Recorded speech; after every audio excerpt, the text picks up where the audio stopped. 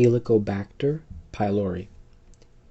And Helicobacter pylori, or H. pylori as an abbreviation, is a gram-negative bacteria, and it causes stomach ulcers and cancers. This bacteria thrives in an acidic environment, and that's what allows it to live inside the stomach.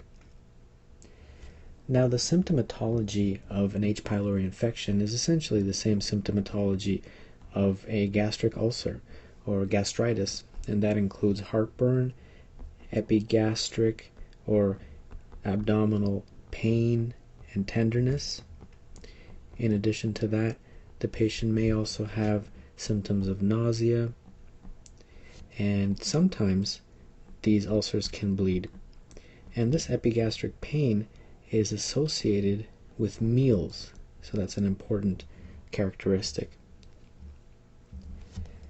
Talk a little bit about the pathophysiology of H. pylori. What I want to show is just certain parts of the stomach here. So if you draw a basic diagram of the stomach, this part here, of course, leading to the stomach is the esophagus. And this part at the top is known as the fundus. And then a major part of the stomach is known as the body. And this part here is known as the antrum. And of course, it leads into the duodenum. Now, if you have a H. pylori infection of the antrum, then what that does is it causes an increase in gastrin production. And gastrin, of course, is a hormone that increases the acid. And that can cause ulcers, but in particular ulcers in the duodenum, so duodenal ulcers. Now, in contrast, if you have an infection of the body, this area, that can actually lead to gastric ulcers. And in addition to ulcers in the stomach, it can also lead to stomach cancers, in particular adenocarcinomas. H. pylori is a bacteria that actually produces ammonia. And this ammonia is important because it can actually be responsible for eroding that mucus barrier that exists in the stomach. In addition to the ammonia, H. pylori can also produce certain enzymes such as protease and lipase. These are responsible for causing mucosal damage.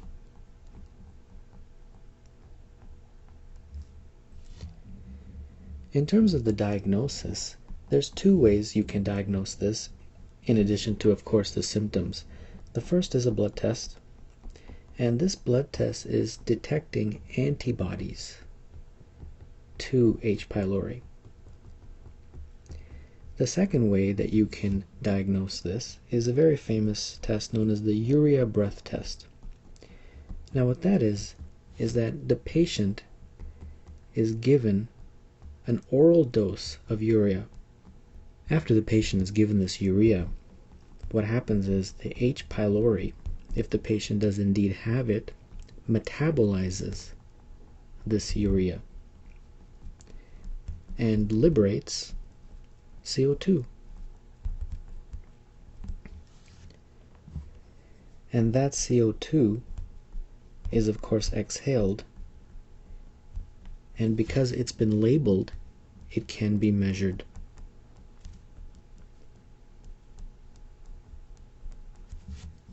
So it's a very interesting way of diagnosing H. pylori.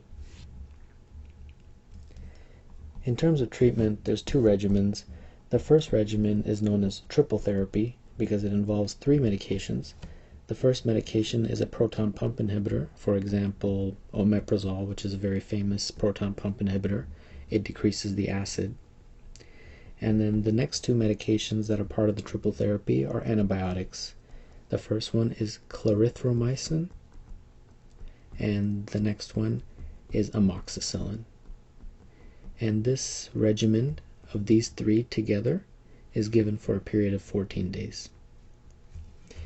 The other type of treatment option is known as quadruple therapy, and that, of course, as the name implies, has 4 medications. You have a proton pump inhibitor such as omeprazole, you have an antibiotic, tetracycline, you have bismuth, and then you also have another antibiotic known as metronidazole.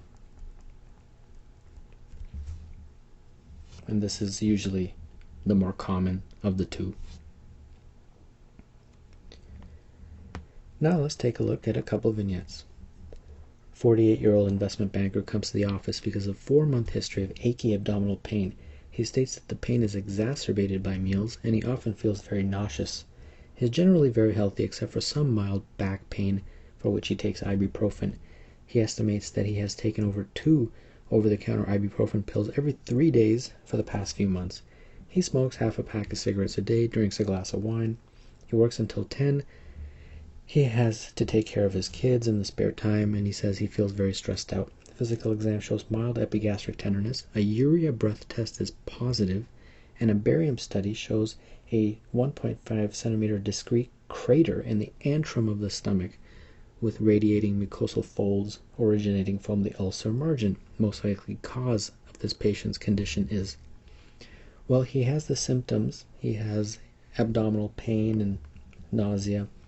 But the most important part of the vignette, of course, is this. The urea breath test being positive is most likely due to him being positive for H. pylori. And H. pylori, of course, is a gram-negative bacteria. So the answer to this question would be B. And the next one. 33-year-old woman comes to the office because of abdominal pain associated with meals. The patient works as a social worker in a very urban area of the city and complains that she is constantly under tremendous work-related stress. She states that over the last 4 to 6 months, she has had slowly worsening abdominal pain, mid-epigastric, that is associated with meals. She denies nausea, vomiting, diarrhea, fever, or radiation.